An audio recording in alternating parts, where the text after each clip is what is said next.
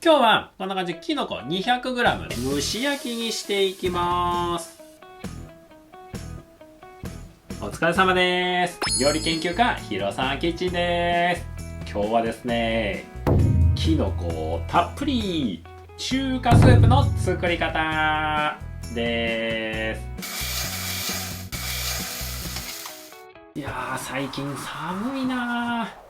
こんな時は温まる汁物飲みたいなーって時に活躍するとろっと温まるスープを今日作っていきたいと思います。ポイントはエチベ。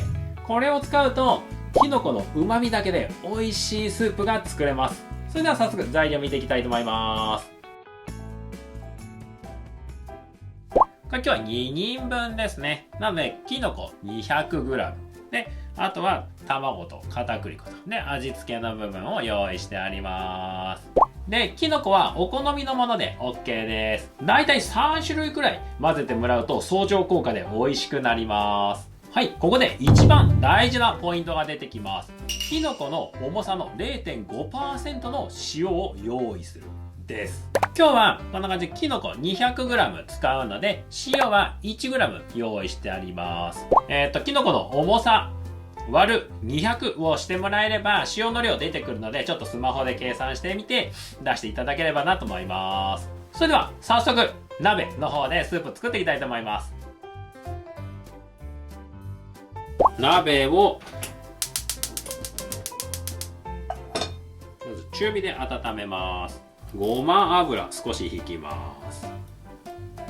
で、鍋が温まったらキノコ入れていきます。キノコを入れたら塩振ります。軽く混ぜて弱火にしてくたっとしてくるまで蓋をして蒸し焼きにしていきます。だいたい時間は3から5分くらいです。で、この塩して蒸し焼きがエチュベになってます。詳しくはまた後でご説明したいと思います。はい、じゃあちょっと見てみます。いい感じですね。いい感じでキノコくたっとしました。水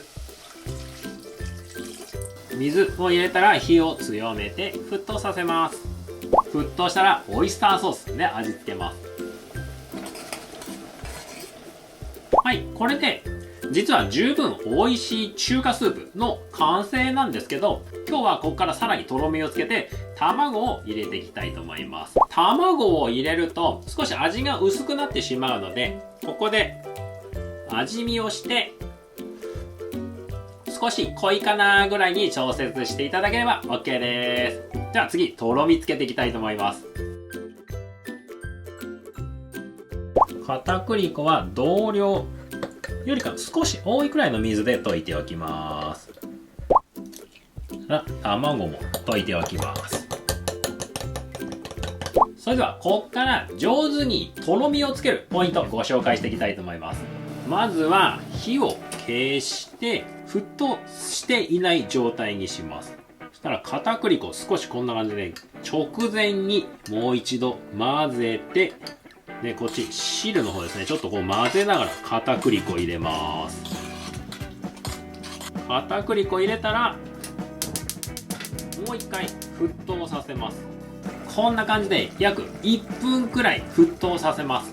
そうすると片栗粉しっかりとろみがついて成功しやすくなります。最後にしっかり沸騰しているところへ卵を入れます。これをちょっと混ぜながらですね、こんな感じで3回くらいに分けて入れます。こんな感じでふわっと卵がなったら完成です。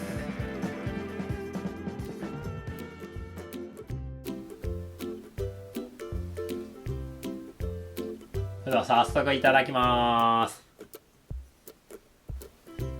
うまっこんなにうまいのかなっていう感じですね。もうキノコの旨味がもうギュギュッと出てます。さていかがだったでしょうか。今日のポイントはエチュベです。これは塩振って蒸し焼きのことですね。これでキノコから旨味がもう本当に引き出されて、鶏ガラスープとか中華だしっていうのを使わなくても美味しいスープっていうのが作れます。詳しくはこちらの動画で解説しているので、ぜひご覧いただけたら嬉しいです。また何か聞きたいことがありましたらお気軽にコメント欄書いてみてください。それでは最後までご覧いただきありがとうございました。また次の動画でお会いしましょう。